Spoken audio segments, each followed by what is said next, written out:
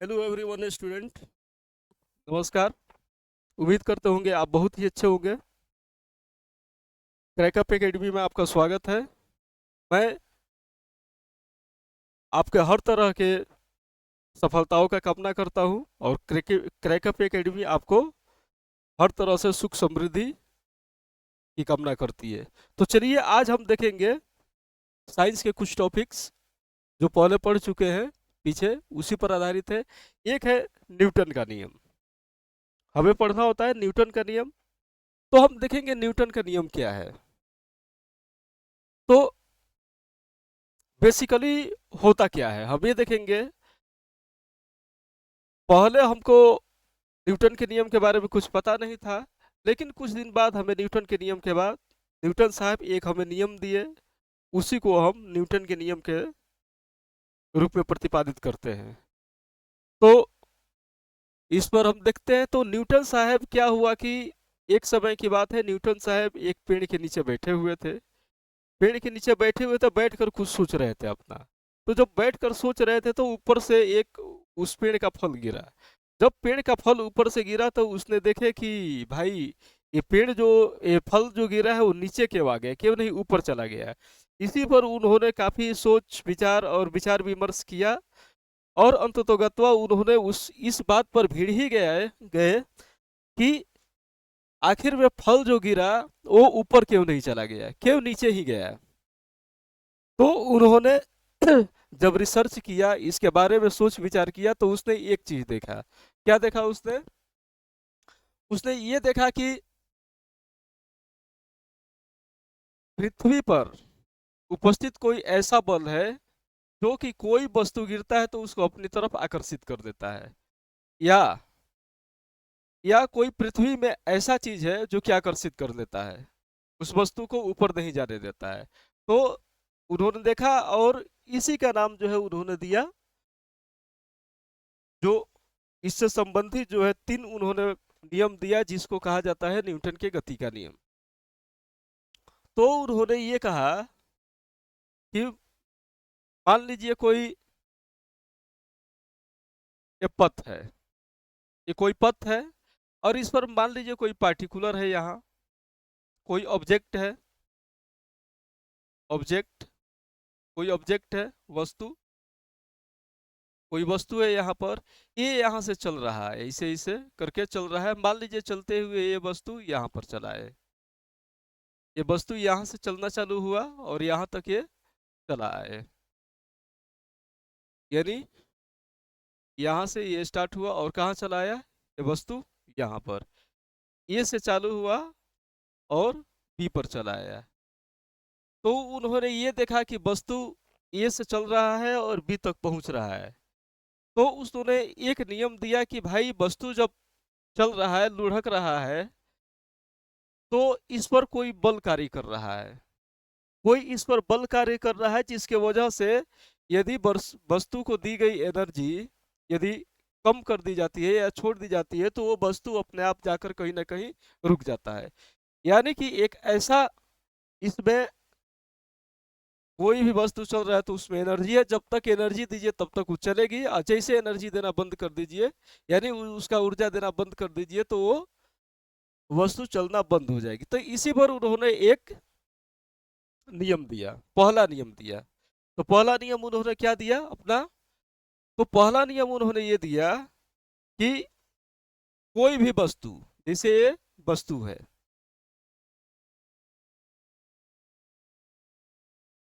ये वस्तु है, तो उन्होंने कहा कि कोई भी वस्तु या तो विरामावस्था में रहती है, ये जैसे वस्तु है, या तो ये विरामावस्था में रहे। कहाँ रहे? विरामावस्था में।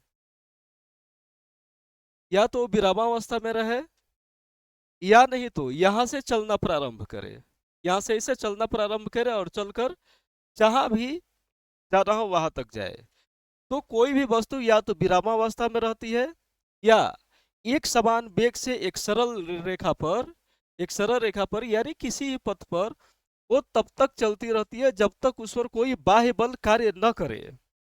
यानी कि इन्होंने कहा कि ये वस्तु है, ये वस्तु तब तक इस सरल रेखा पर चलेगी, तब तक इस पथ पर चलेगी, जब तक कि इस पर कोई बाह्य बल कार्य न करे, यानी कि इस पर कोई बाह्य बल, जिससे मान लीजिए कि बाह्य बल का मतलब हो गया जिससे फ्रिक्शन हो गया, घर्षण बल हो गया, वो हो गया, वो भी रोकने में इसको मदद करेगा।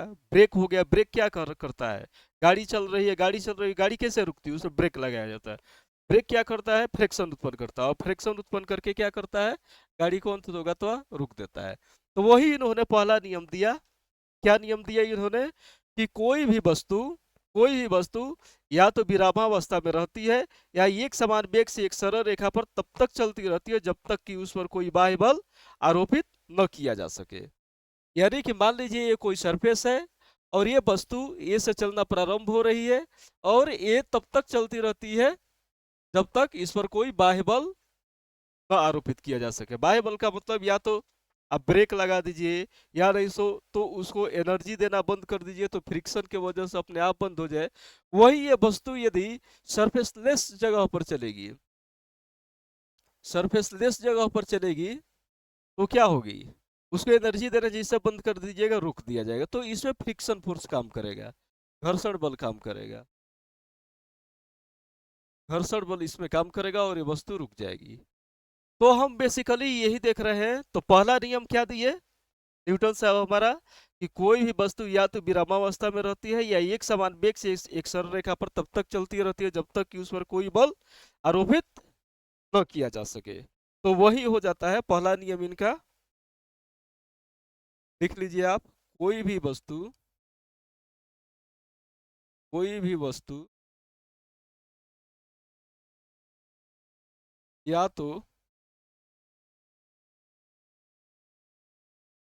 विरामावस्था,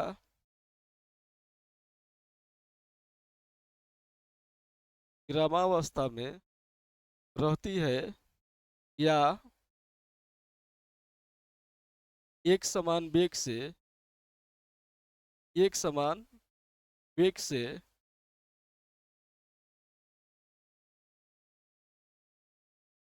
एक सरल रेखा पर,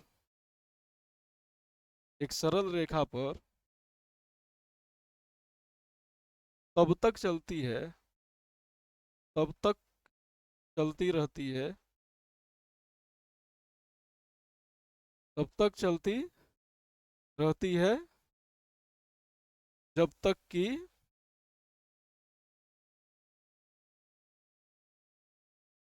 जब तक कि उस पर कोई बाह्य बल आरोपित न किया जा सके।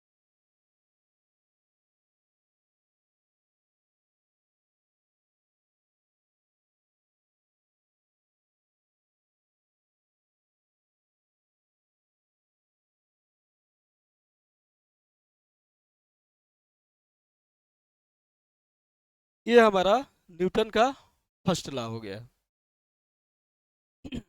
चलिए अब हम देखते हैं सेकेंड लॉ। सेकेंड लॉ पर भी थोड़ा चर्चा कर लेते हैं, सेकेंड लॉ पर भी थोड़ा चर्चा कर लेते हैं।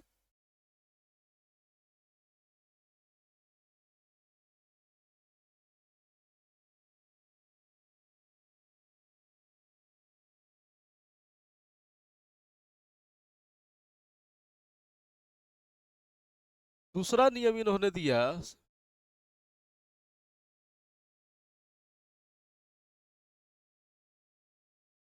इन्होंने दूसरा नियम दिया कि संवेग परिवर्तन की दर लगाए गए बल के समानुपाती होता है।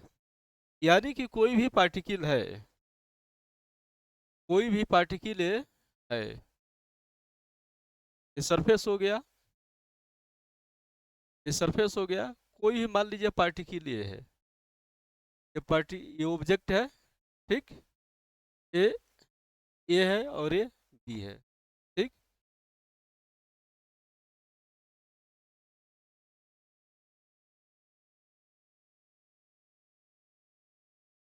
ऑब्जेक्ट वस्तु है कोई,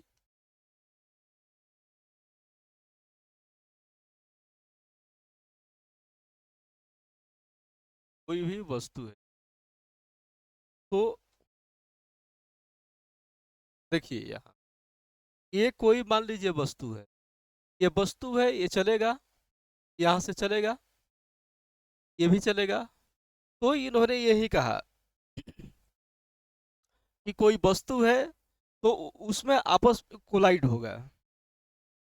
तो इसी के संदर्भ में दिया कि संवेग परिवर्तन की दर लगाए गए बल के समानुपाती होता है। यानी इस वस्तु से जो भी संवेग होगा, चलते समय जो भी संवेग उत्पन्न होगा, वो इस वस्तु द्वारा लगाए गए बल के क्या होगा, समानुपाती होगा। यानी संवेग डायरेक्टली प्रोपोर्शनल टू क्या होगा, वेग। यानी वस्तु द्वारा जो संवेग उत्पन्न किया जा रहा है वो इस वस्तु द्वारा आरोपित बल के क्या होगा, समानुपाती होगा। इसी को कहा जाता है P directly proportional to M। अब जैसे देख लीजिए, जैसे कोई ग्रह है, दो ग्रह है, जैसे मान लीजिए कि आपका पृथ्वी हो गया, पृथ्वी हो गया, और एक मान लीजिए कि यहाँ पर जुपिटर हो गया, जुपिटर हो गया। तो ये दोनों आपस में बल लगाएंगे, जैसे मान लीजिए एक दूसरे की तरफ चल रहे हैं, तो एक का मान लीजिए मास m1 है, एक का v1 है, एक का मास m2 है, एक का v2 है। तो ये संवेग दोनों एक दूसरे के ऊपर क्या करेंगे, ये p1 हो गया, मान लीजिए p2 हो गया, ये लगाते रहेंगे। ठीक। तो उसी तरह से जो है, इसी पर आधारित ये न्यूटन साहब दूसरा नियम दिए थे। तो दूसरा नियम क्या है, संवेग परिवर्तन की दर लगाए गए बल के समानुपाती होता है। तो यहाँ लिखिए, संवेग परिवर्तन की दर, संवेग परिवर्तन की दर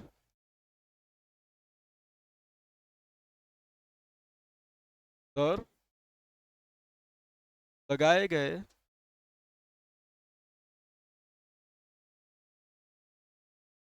बल के समानुपाती होता, बल के समानुपाती होता है।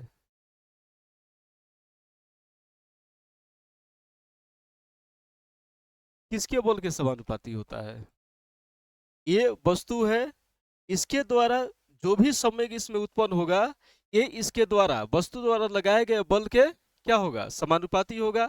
अर्थात क्या हो जाएगा, अर्थात क्या हो जाएगा, P directly proportional to F। जहां P क्या है, जहां P वस्तु का संवेग है, संवेग है,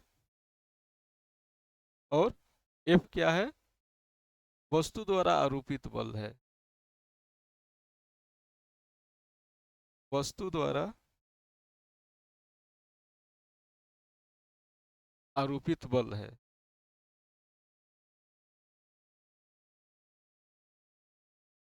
आरोपित बल है। ठीक।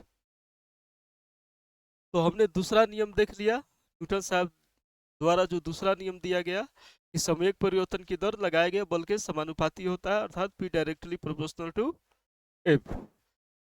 अब इसके बाद तीसरा नियम उन्होंने क्या दिया, उसको भी देख लेते हैं। तीसरा नियम इन्होंने दिया, तीसरा नियम दिया इन्होंने,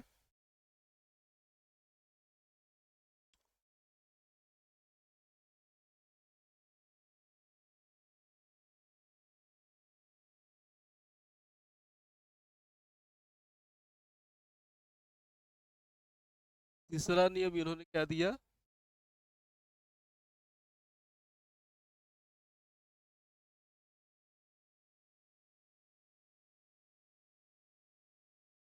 तीसरा नियम इन्होंने बहुत मजेदार नियम दिया। क्या उन्होंने दिया, तीसरा नियम इन्होंने दिया कि मान लीजिए कि कोई वस्तु है मान लीजिए कि कोई वस्तु है, और वो वस्तु यदि जितना तेजी में गिरेगी, उतना ही तेजी से नीचे से उस पर एक प्रतिक्रिया बल लगेगा।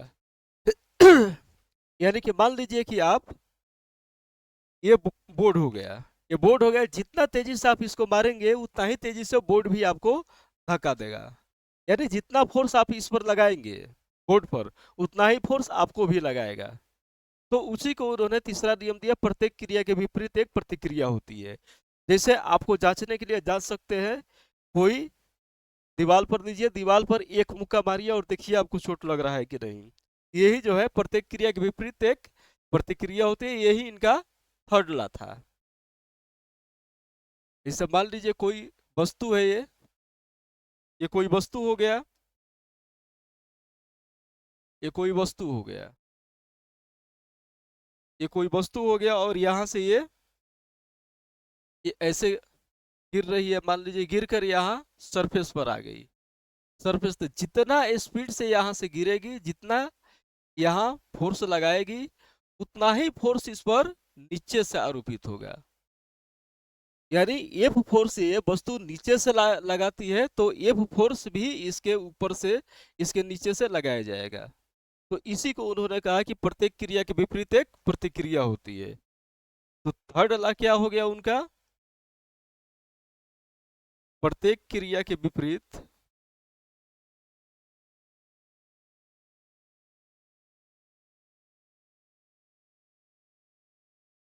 प्रत्येक क्रिया के विपरीत प्रत्येक क्रिया के विपरीत एक प्रतिक्रिया होती है। एक प्रतिक्रिया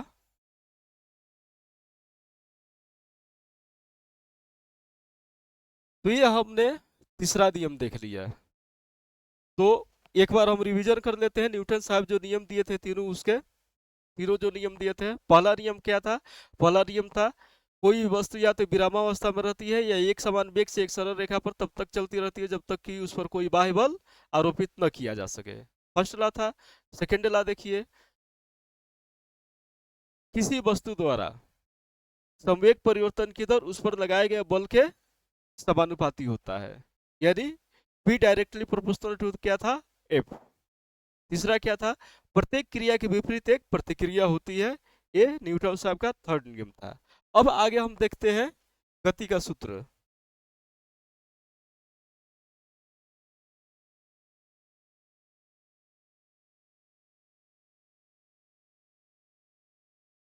आगे हम देखते हैं गति का सूत्र।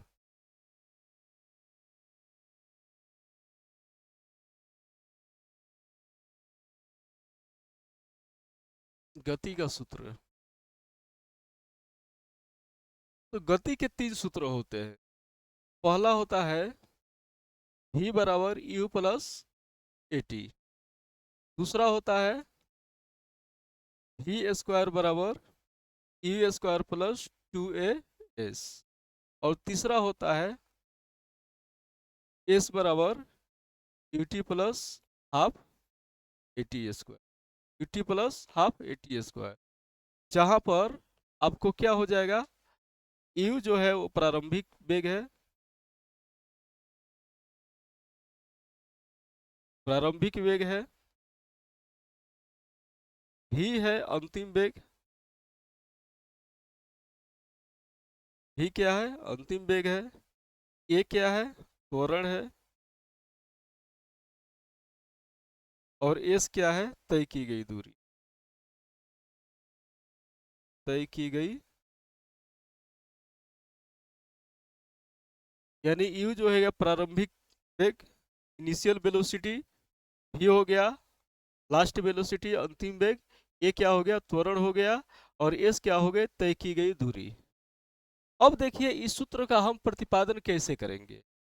तो सूत्र का प्रतिपादन इन्होंने किया, हम बता रहे हैं सूत्र का प्रतिपादन कैसे किया जाता है, और है बहुत ही आसान सूत्र का प्रतिपादन करने के लिए। तो यही गति के जो तीन सूत्र है, इसी सूत्र पर जो है लगभग लगभग सारा विज्ञान आपका टिका हुआ है। क्या है? v बराबर u plus a t, v square बराबर यू स्क्वायर प्लस 2as, और s बराबर U T plus half A T square. और जब वहां पर न्यूटन साहब बैठे हुए थे, कहाँ पर? पेड़ के नीचे। और जब उन्होंने देखा कि पेड़ से फल गिर रहा है, तो वहीं पर उन्होंने खोज किया था गुरुत्वाकर्षण का। ठीक है, खोज किया था गुरुत्वाकर्षण का, खोज किया था इन्होंने कि पृथ्वी में कोई ऐसी बल होती है जिसके वजह से कोई भी वस्तु ऊपर नहीं जाता है बल्कि नीचे गिरता है। उसको उन्होंने क्या दिया? गुरुत्वाकर्षण बल का नाम दिया, और उसको जी से डिफाइन किया गया। और इसका मान उन्होंने प्रयोगशाला में निकाला तो 9.8 मीटर प्रति सेकंड स्क्वायर लगभग जो है ए 9.8 मीटर प्रति सेकेंड ए जो है गुरुत्वीय त्वरण का मान आया, मीटर प्रति सेकेंड स्क्वायर। ठीक, तो चलिए थोड़ा हम सूत्र का प्रतिपादन कर लेते हैं कि गति का नियम आखिर में यह है तो आया कहाँ से, तो देख लेते हैं एक नज़र में। चलिए सबसे पहले हम देखते हैं v बराबर यू प्लस ए टी को। यहाँ लिखिए गति का प्रथम सूत्र, गति का प्रथम सूत्र।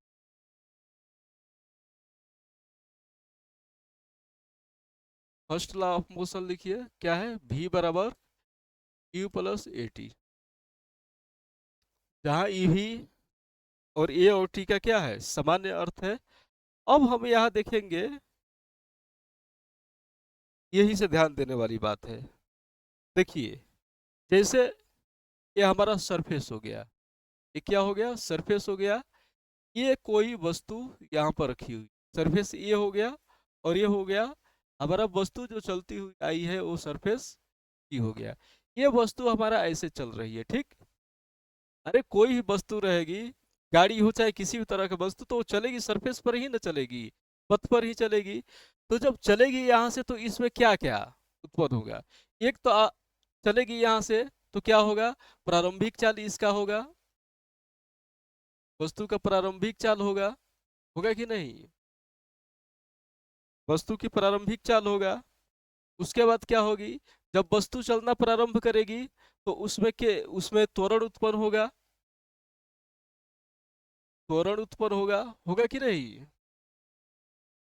और जब ये वस्तु चलना चालू करेगी तो कुछ दूरी तय करेगी, मान लीजिए कि इस दूरी तय करेगी, इस दूरी तक चली गई, और ये यहाँ से, अब ऐसा तो है नहीं कि वस्तु चली तो चलती ही रह जाएगी, कहीं ना कहीं तो जाकर रुकेगी ही रुकेगी। तो जहां तक रुकी उस वेलोसिटी का नाम दे दिया गया अंतिम वेग, जहां पर वस्तु रुक गई उसे क्या दे दिया गया है, अंतिम वेग।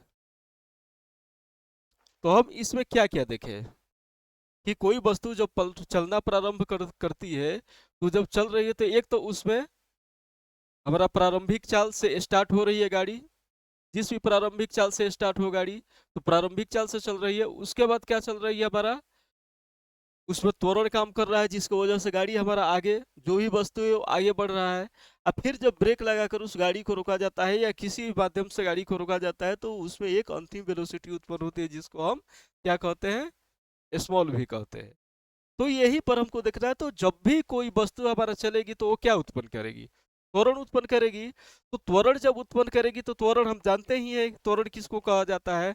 तो त्वरण मूल रूप से क्या करता है, तो त्वरण हमारा मूल रूप से वेग और समय के बीच की दूरी के बीच संबंध स्थापित करता है। त्वरण जो है हमारा वेग और समय के बीच की दूरी को क्या करता है, संबंध को स्थापित करता है। क्या करता है, संबंध को स्थापित करता है।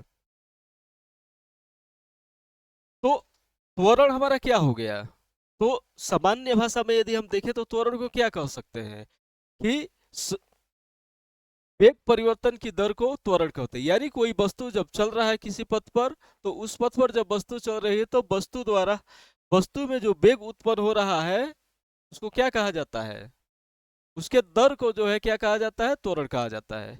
यानी वेग परिवर्तन की दर को क्या कहा जाएगा, त्वरण कहा जाएगा। तो यहाँ पर हम यही देखेंगे, त्वरण किसको कहा जाएगा। तो ये जब वस्तु चल रही, तो वस्तु चल रही तो त्वरण इसमें उत्पन्न होगा, तो त्वरण क्या हो जाएगा, त्वरण एक्सेलरेशन क्या हो जाएगा, वेग परिवर्तन की दर को त्वरण कहते हैं। या लिख लीजिए, वेग परिवर्तन की दर, त्वरण बराबर क्या हो गया, वेग परिवर्तन की दर हो गया। अब देखिए त्वरण को मान लीजिए हम ए से डिनोट कर लेते हैं, यहाँ सामान्य भाषा मान भी सकते हैं कि माना कि वस्तु का प्रारंभिक चाल, प्रारंभिक चाल बराबर यू, वस्तु का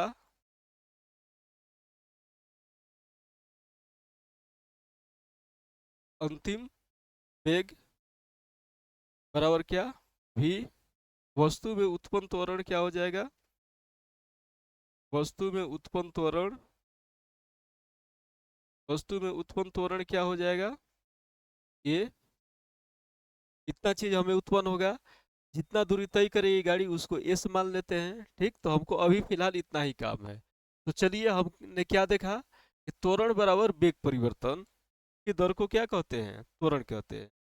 वेग परिवर्तन की दर को त्वरण कहते हैं। तो त्वरण ए बराबर क्या हो जाएगा, वेग परिवर्तन की दर। तो वेग हमारा क्या है, जब वस्तु यहां से चल रही है तो हमारा वेग क्या है, ये यू, यू वेग है, यहाँ से चल रही है। और जब चलते चलते यहाँ आ रही है तो वस्तु का वेग क्या हो जा रही है, भी हो जा रहा है, भी हो जा रहा है कि नहीं। जब भी हो जा रहा है वस्तु का वेग, तो हमारा त्वरण क्या क्या कहता है, वेग परिवर्तन की दर बटा समय अंतराल। तो वेग हमारा क्या हो गया, भी से हो गया यू, तो ये क्या हो जाएगा, भी माइनस यू, अब बटा क्या हो गया हमारा समय कितना, टी। मान लीजिए कि वस्तु को ए स्थान से बी स्थान तक जाने में समय कितना लगा, टी। यहाँ लिख दीजिए, वस्तु को ए से बी तक जाने में लगा समय, जाने में लगा समय बराबर क्या, टी। ठीक, तो यही है, क्या हो गया, ए बराबर v minus u, v minus u और बाई टी। अब चलिए इसको यहाँ करिए, बाई क्रॉस मल्टीप्लाई कर दीजिए तो क्या हो जाएगा, ए भी और माइनस यू बराबर ए टी में गुणा होगा तो कितना हो जाएगा, ए टी। इसलिए क्या हो जाएगा, भी बराबर ए यू इधर चलाएगा तो माइनस इधर चलाएगा तो क्या हो जाएगा, प्लस भी बराबर यू प्लस टी। तो हमारा क्या हो गया है फॉर्मूला, भी बराबर यू प्लस ए टी। एक सूत्र का हमारा प्रतिपादन, एक सूत्र का हमारा प्रतिपादन हो गया, भी बराबर यू प्लस ए टी। ठीक, तो यही से आता है फॉर्मूला, ये यही से सॉल्व किया जाता है, इसको सिद्ध किया जाता है कि भी बराबर यू प्लस ए टी कहाँ से आएगा। समझ में आया कि नहीं, समझ में आया तो अच्छा है, नहीं आया तो फिर पूछ लीजिएगा। चलिए आगे दूसरा देखते हैं।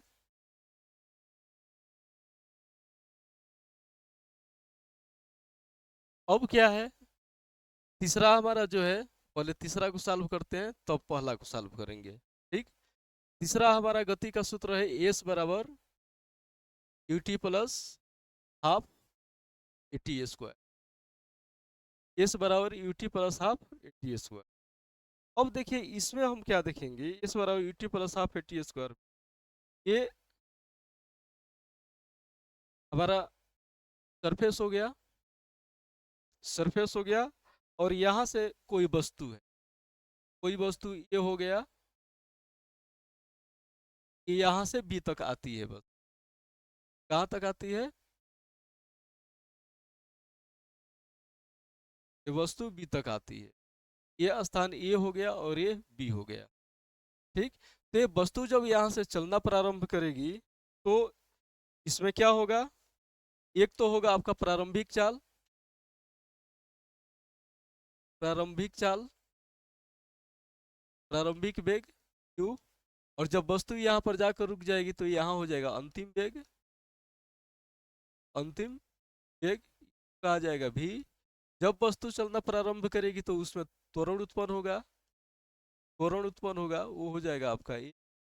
और जब वस्तु ए स्थान से बी स्थान तक चलेगी तो कुछ दूरी तय करेगी, तो दूरी को हम मान लेते हैं क्या है, उस वो दूरी है एस।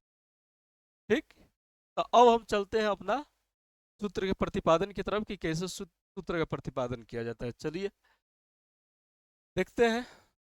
तो यहाँ लिख लीजिए, माना कि वस्तु का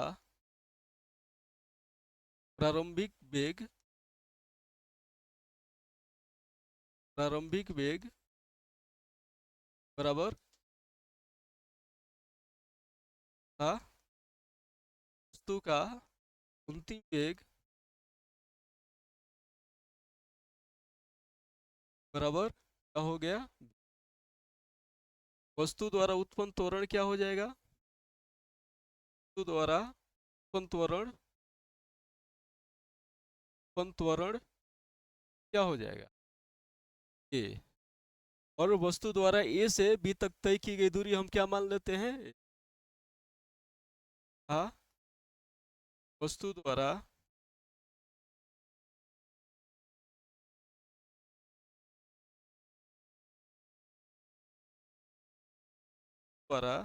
तय की गई दूरी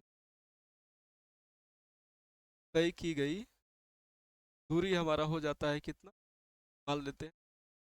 ठीक। अब बस यही हमको देखना, हम क्या जानते हैं, हम शुरू से ही देख पढ़ते आ रहे हैं क्या, कि दूरी बराबर क्या होता है, चाल गुणे समय। दूरी बराबर क्या होता है, औसत चाल गुणे समय होता है कि नहीं? इसी को एस बराबर क्या होता है, भी गुणे, यही ना कहा जाता है। तो चलिए इसी को हम देखेंगे। तो जब वस्तु ए स्थान से बी स्थान तक चलेगी, अरे चलेगी तो क्या होगा, कहीं स्पीड उसका ज़्यादा रहेगा, कहीं स्पीड कम रहेगा। जैसे मान लीजिए आप ट्रेन ही से ही घर जा रहे हैं, कहीं भी जा रहे हैं, कन्याकुमारी ही जा रहे हैं, रामेश्वरम जा रहे हैं, कहीं भी जा रहे हैं ट्रेन से, तो ट्रेन ऐसा तो है नहीं कि एक ही स्पीड से चलेगी। कहीं 10 के स्पीड से भी चलेगी, कहीं 200 के स्पीड से भी चलेगी, कहीं 150 की स्पीड से चलेगी। तो उसमें निकाला जाता है कि कुल एवरेज स्पीड उसका क्या रहा है। एवरेज स्पीड औसत चाल के अनुसार उसका स्पीड और समय डिफाइन किया जाता है कि कितना घंटे में गाड़ी कहाँ पहुंचे। तो सेम हमको यही देखना है। तो औसत चाल हमारा क्या हो, तो दूरी बराबर क्या हो गया हमारा, औसत चाल गुणे समय। तो यहाँ लिखिए, दूरी बराबर औसत चाल गुणे समय। वस्तु द्वारा तय की गई वस्तु द्वारा तय की गई दूरी तय की गई दूरी बराबर तय की गई दूरी इस बराबर क्या हो जाएगा, औसत चाल गुणे समय।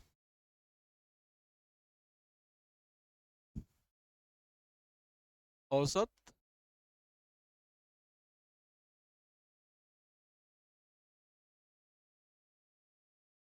औसत वेग से क्या हो जाएगा, तय की गई दूरी को हमने क्या माना है, इस माना है। इस बराबर, अब देखिए औसत वेग हमारा क्या होगा, औसत वेग, औसत किसी भी चीज का औसत निकालने के लिए हम क्या करते हैं, किसी भी चीज का औसत निकालने के लिए कुल आंकड़ों का योग बटा आंकड़ों की संख्या करते हैं। तो यहाँ हमारा कुल आंकड़ा के संदर्भ क्या है, स्पीड से है। तो स्पीड हमारा गाड़ी, ये जो वस्तु चल रही है वो भी वेग से यू वेग से प्रारंभ हो रही है चलना, और भी वेग अंतिम वेग से वो जाकर क्या हो रही है, रुक जा रही है। यानी कि इसका प्रारंभिक वेग क्या है, यू है, और अंतिम वेग क्या है, भी है। भी पर रुक जा रही है, तो हमारा औसत वेग क्या हो जाएगा, भी प्लस यू बाई टू, होगा कि नहीं? तो यहाँ एस बराबर क्या हो गया, औसत वेग हमारा हो गया यू प्लस भी बाई टू। यू प्लस भी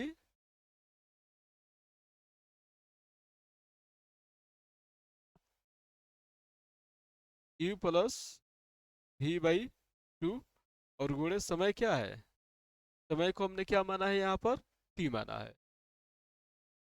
समय मान लीजिए, ये समय यहाँ तक आने में समय लगा रही है कितना, मान लीजिए समय ये लगा रही है कि,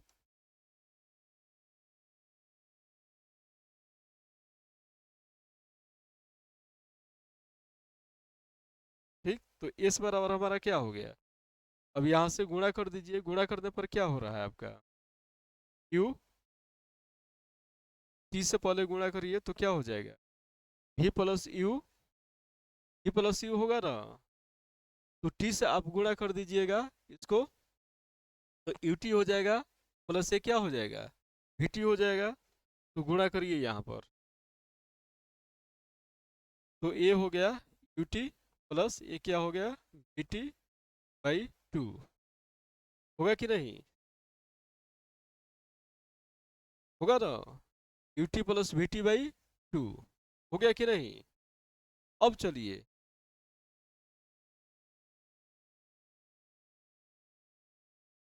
अब हम इसमें क्या देखेंगे, औसत वेग गुणे समय हो गया हमारा, तय की गई दूरी। अब इसमें हम क्या देखेंगे, हमारा क्या फॉर्मूला, एस बराबर U T plus half A T square. ठीक, तो यहाँ हम देखेंगे कि एक्सेलरेशन इसका क्या है। अब हम पहला फॉर्मूला में हमने क्या पढ़ा था, पहला नियम हमने क्या पढ़ा था, v बराबर यू प्लस ए टी। पहला नियम हमने पढ़ा था ना, v बराबर यू प्लस ए टी। तो इसको समीकरण आप दे दीजिए एक, और यहां पर लिखिए गति के प्रथम नियम, गति के प्रथम सूत्र के प्रथम, गति के प्रथम सूत्र से क्या हो जाएगा, क्या था, v बराबर यू प्लस, था कि नहीं, यही ना था, v बराबर यू प्लस ए टी। अब हमने समीकरण क्या माना है, इसको मान लीजिए समीकरण दो मान लीजिए, समीकरण दो मान लीजिए। अब समीकरण दो का मान समीकरण एक में रख दीजिए, समीकरण दो का मान समीकरण एक में रखने पर, समीकरण एक में रखने पर, एक में रखने, तो समीकरण एक हमारा क्या था, यहाँ देख लीजिए समीकरण एक क्या था हमारा, ये समीकरण एक है हमारा, एस बराबर U T plus we T by two, u T plus we T by two.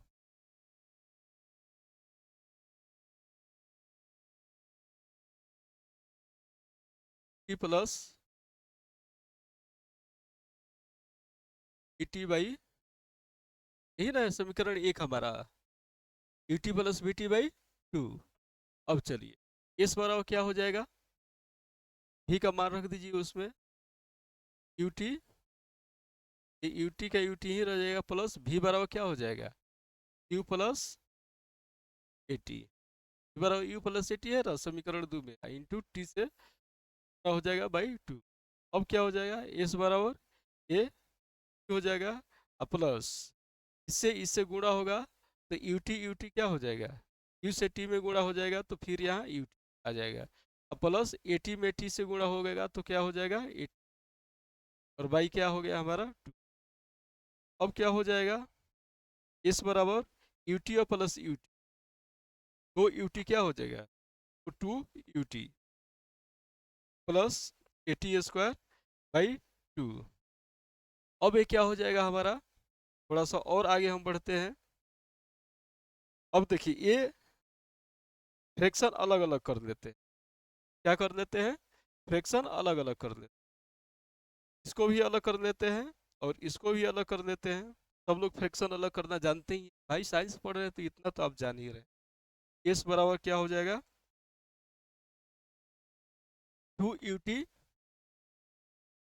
By क्या हो गया टू, हो जाएगा कि नहीं, और प्लस ये क्या है A T square, A T square by क्या हो जाएगा टू, टू से टू क्या हो जाएगा, कट जाएगा।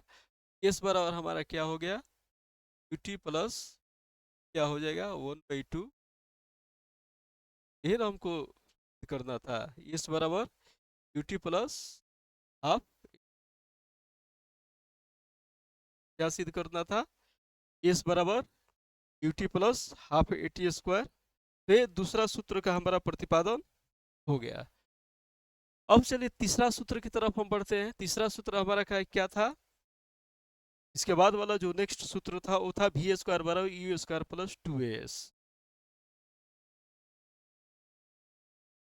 अब इसके बाद हमारा जो था क्या था, वी स्क्वायर बराबर यू स्क्वायर प्लस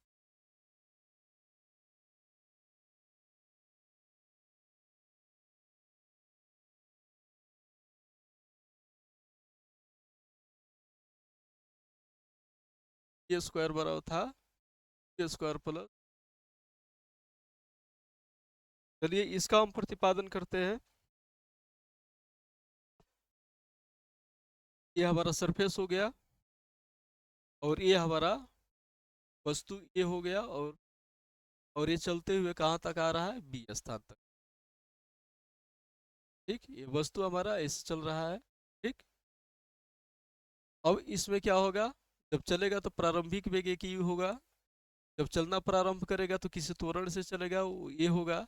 और जब यहाँ पहुंचेगा तो हमारा अंतिम वेग कौन होगा, वो भी होगा।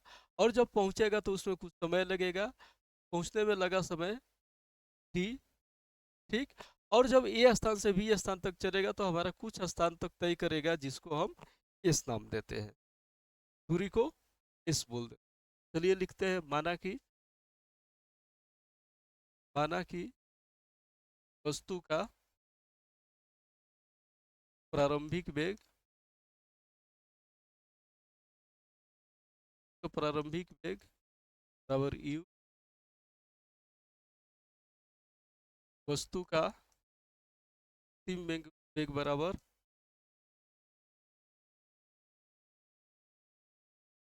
ई, वस्तु द्वारा उत्पन्न त्वरण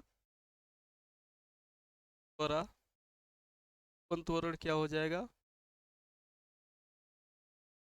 द्वारा उत्पन्न त्वरण क्या हमारा ये, वस्तु द्वारा तय की गई दूरी द्वारा तय की गई, वस्तु द्वारा तय की गई बराबर एस। इस दूरी तय करने में लगा समय क्या हो जाएगा, इस दूरी तय करने में लगा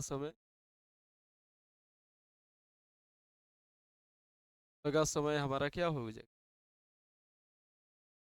तो चलिए दूसरे सूत्र का प्रतिपादन हम करते हैं।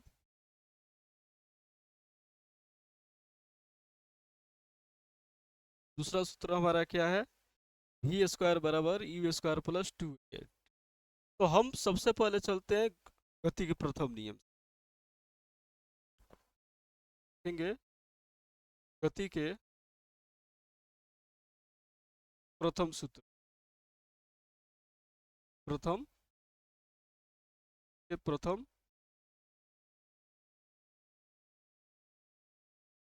गति के प्रथम सूत्र, प्रथम सूत्र गति का हमारा क्या है, वी स्क्वायर बराबर वी बराबर यू प्लस ए। अब इसको हम वर्ग कर दिए, दोनों पक्षों का वर्ग कर दिया, लिखिए दोनों पक्षों का वर्ग कर, दोनों पक्षों का वर्ग कर।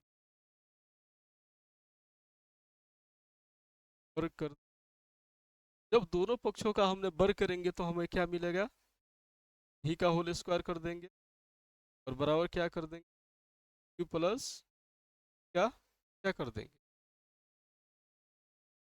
चलिए यहाँ पर हम कुछ देखते हैं, भी का होल स्क्वायर ये स्क्वायर हो जाएगा, हो जाएगा कि नहीं, यू प्लस ए टी का होल स्क्वायर करेंगे तो क्या हो, you square plus a square, A square बस क्या हो जाएगा, टू हो जाएगा कि नहीं, भी square you square plus a square t square plus. अब चलिए यही हमको मेन देखना है। अब यहाँ मेन देखेंगे तो क्या निकलेगा हमारा, यही हमको समझना है, यू स्क्वायर भी स्क्वायर बराबर ये हमारा यू स्क्वायर हो गया प्लस। अब देखिए हमारे ये यहाँ भी है, ये हमारा यहाँ भी है और ये हमारा यहाँ भी है, दोनों जगह ये है कि नहीं, तो ये हमारा कॉमन हो जाएगा, टी यहाँ भी है और टी यहाँ भी है, तो टी भी कॉमन हो जाएगा कि नहीं, दो यहाँ है दो यहाँ नहीं है, दो कॉमन नहीं होगा। तो हम क्या करते हैं कि यहाँ से दो कॉमन ले लेते हैं, तो दो कॉमन ले लिए और उसके बाद क्या कॉमन ले लिए, ए ले लिए और टी ले लिए, तो दो यहाँ से कॉमन ले लिए हम, तो हमको यहाँ 1/2 से गुणा करना पड़ेगा, तभी तो दो, दो से दो कट जाएगा और ये आएगा। और एटी यहाँ से ले लिया गया है, तो ए एटी जब ले लिया गया है तो यहाँ से एक एक क्या क्या हो जाएगा, एटी हो गया कि नहीं। अब देखिए हमको, अब ए टू एटी हो गया, अब प्लस यहाँ क्या बच गया, टू एटी हो गया, अब प्लस ये हो गया हमारा 1, तो भी स्क्वायर बराबर क्या हो गया, यू स्क्वायर प्लस 280, तो 80 नहीं हमको लेना, हमको 2as लाना है। तो सिर्फ हम क्या ले कॉमन, यहाँ सिर्फ कॉमन हम a ले, ये क्या हो जाएगा, वी स्क्वायर बराबर 2a हो गया। तो ये क्या हो जाएगा, हाफ 80 स्क्वायर प्लस ये क्या हो जाएगा, यहाँ हो जाएगा हमारा कितना हो जाएगा,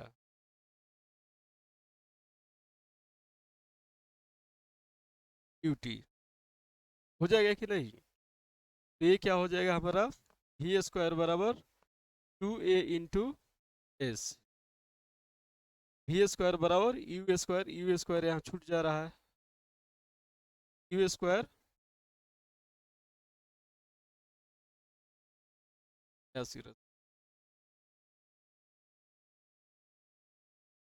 ये हो गया यू स्क्वायर प्लस यहाँ 2 कॉमन खींच लीजिए, और ए यहाँ है, ये यहाँ है, तो ए कॉमन हो गया कि नहीं। यहाँ हो गया क्या, ए स्क्वायर टी स्क्वायर, तो ये कॉमन हो गया 2, तो हाफ क्या हो जाएगा, half A T square plus ये यहाँ हो जाए, तो वी स्क्वायर बराबर हमारा क्या हो गया, ए स्क्वायर प्लस ए। तो एक हमारा ये जो है रूल आ गया। तो इसमें हमको करना क्या है, सिर्फ हमको वर्क कर देना है भी का, पहला नियम का। तो पहला नियम का वर्क करेंगे तो हम क्या हो जाएगा, वी स्क्वायर बराबर यू स्क्वायर प्लस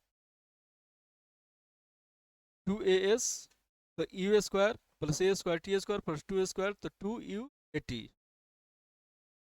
एक बार और हम वर्क करके आपको समझा दे रहे हैं बढ़िया से, देखिए ये जो है वी स्क्वायर हो जाएगा कि नहीं, वी स्क्वायर बराबर यू, इसका होल स्क्वायर क्या हो जाएगा, यू स्क्वायर, यू स्क्वायर इसका स्क्वायर क्या हो जाएगा, 80 का प्लस 2, ये भी ये यू है ना, तो यू रहेगा आई इंटू 80, 80 है तो 80, वी स्क्वायर बराबर क्या हो गया, you square plus a square plus 2u80, इसमें गुणा करने पर क्या हो, tu80। तो ये वी स्क्वायर बराबर क्या हो गया, यू स्क्वायर प्लस, अब देखिए यहाँ से 2 कॉमन खींच, 2 कॉमन खींच लीजिए, और ये यहाँ भी है, ये यहाँ भी है, तो ये कॉमन खींच, ठीक। तो यहाँ हमारा क्या बच गया, 1/2 बच गया, और क्या बच गया, ए कॉमन हो गया, तो ए टी स्क्वायर, ये स्क्वायर उसी तरह है। अब प्लस 2 हमारे यहाँ से कॉमन हो गया है, तो ये क्या हो जाएगा, 2 कॉमन हो गया है, तो 2 यहाँ नहीं लिखाएगा, ए कॉमन हो गया, ये नहीं लिखाएगा, तो ये क्या हो जाएगा, तो ये हमारा क्या हो गया, वी स्क्वायर बराबर u square plus 2a into U T plus half, हुआ कि नहीं। तो यही हमारा आ गया, वी स्क्वायर बराबर यू स्क्वायर प्लस ए। ये टोटल हमारा क्या होता है, समीकरण एक में एस बराबर हमने क्या पढ़ा है, यू टी प्लस हाफ, ये हो गया हमारा ए। तो ये हमारा हो गया थर्ड ला।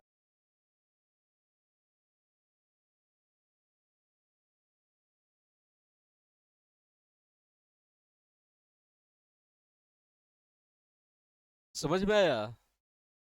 तो हमको इसको प्रतिपादित करने में कुछ नहीं करना है, क्या करना है, गति का प्रथम नियम ले लीजिए, गति का प्रथम नियम है वी बराबर यू प्लस ए टी ले लीजिए, दोनों पक्षों का वर्ग कर दीजिए, वर्ग करने पर इसका वर्ग कर दिए, इसका वर्ग, वी का वर्ग स्क्वायर क्या हो गया, वी स्क्वायर, इसका वर्ग यू का वर्ग यू स्क्वायर, ए टी का वर्ग कर दीजिए यू स्क्वायर, और ये 2ab होता है, तो 2 into U plus A into A T, क्योंकि हमारा ए प्लस बी का होल स्क्वायर क्या होता है, A square plus B square plus, है कि नहीं इतना, वही फॉर्मूला लगा हुआ है, तो वी स्क्वायर और u square plus a square t square हो गया कि नहीं, अब प्लस 2 ये यू ए टी होगा, वी स्क्वायर बार यू स्क्वायर प्लस 2a, इसमें से कॉमन खींच लीजिए, यहाँ 2 नहीं है तो यहाँ कॉमन खींचिएगा तो यहाँ आधा बच जाएगा 1/2, थोड़ा करिएगा तभी ना यहाँ कट कर खत्म हो गया, तो 2a half A T square, एक ए निकल गया तो सिर्फ एक ए बचा और टी स्क्वायर बचा। यहाँ से 2 और ए निकला तो क्या बच गया, यू टी बच गया। तो वी स्क्वायर और यू स्क्वायर प्लस 2a तो u T plus half A T square, u T plus half A T square हमारा क्या होता है, एस होता है, तो वी स्क्वायर बार यू स्क्वायर प्लस 2s। इस तरह हमारा जो गति का तीनों नियम जो है प्रतिपादित हुआ।